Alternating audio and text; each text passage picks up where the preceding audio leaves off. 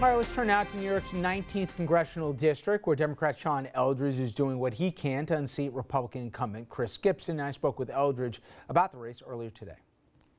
Well, you're in the home stretch here, but it's a newly created district, if you will, or at least a recently one, and you're a new face to politics. So before we get into some of the issues, for people who are just learning about you right now, tell me a little bit about yourself. Well, I really got into politics in December of 2009. I was a student at Columbia Law School at the time, and as some may remember, in December of 2009, there was a vote on marriage equality in the New York State Senate. Yep. There was a lot of hope, a lot of anticipation. I was, I think, one of those people who thought we might win that vote.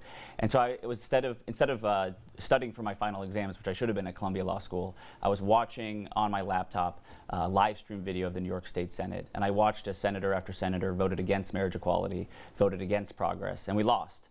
And that moment was really a wake-up call for me. I decided to leave law school 2 days later. I became the communications director and then the political director at a group called Freedom to Marry. And it was a really proud day to help run the successful marriage equality campaign in 2011.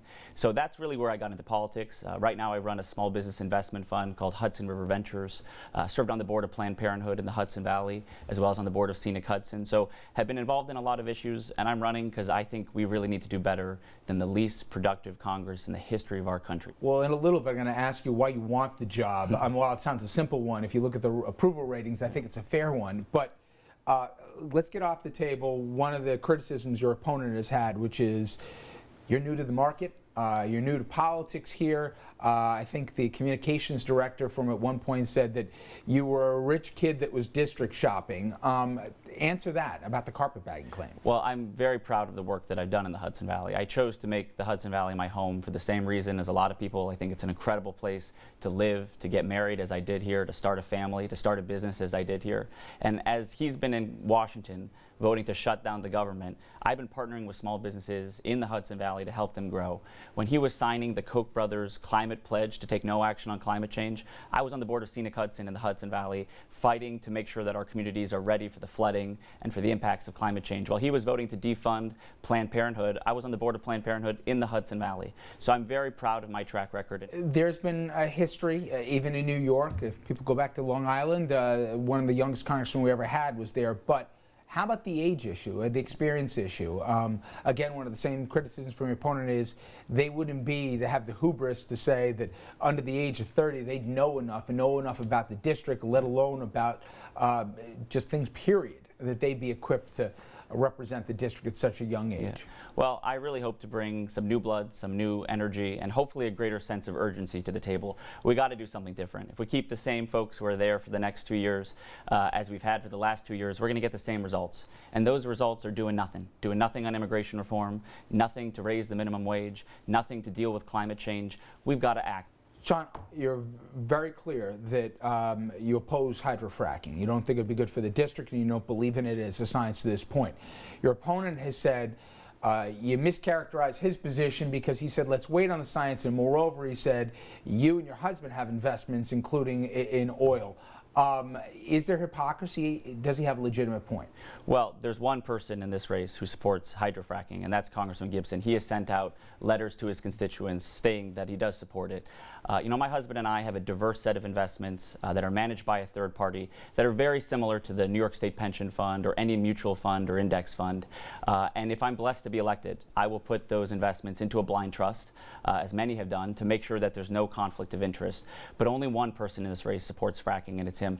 I think the fact that I'm not taking any corporate PAC money, not a penny, will allow me to be more independent, whereas Congressman Gibson is funded primarily by PACs and corporate PACs and these huge national organizations that are throwing millions of dollars in right now, attacking us because he's been supporting their corporate agenda. Don't want to get you in trouble in this next one, but we've covered hydrofracking, and a couple of years ago, the governor promised action on that in New York, and we're still waiting. They've been the Blue Ribbon Commissions and everything else, but still we're waiting, and in all reality, we're not going to know until after the November elections.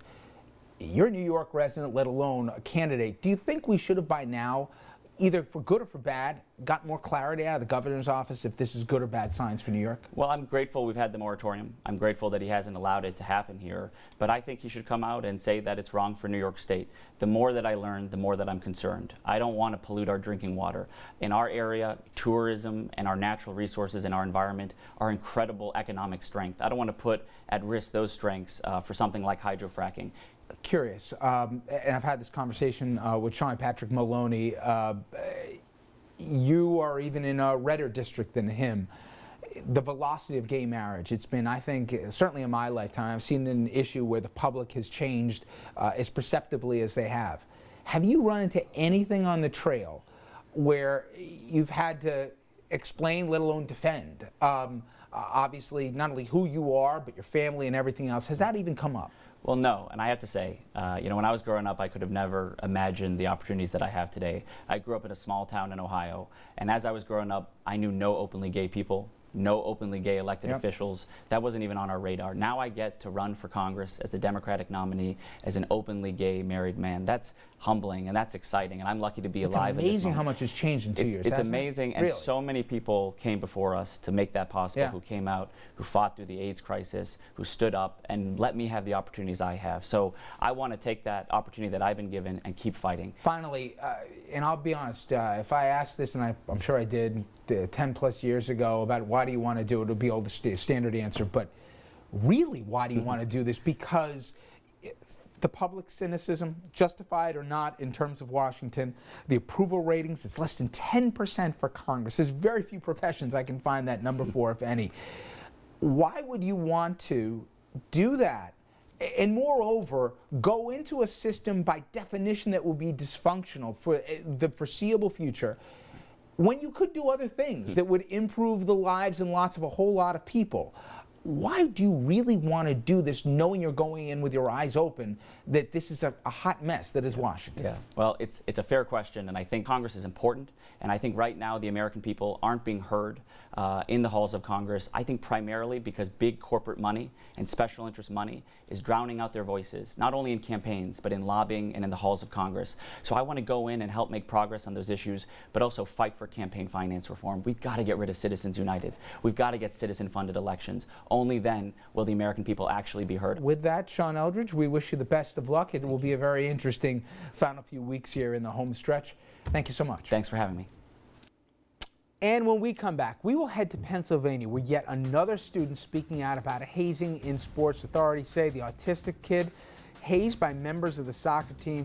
When and where do schools and parents draw the line, and where should the buck stop when it comes to the accountability for some of this horrific stuff?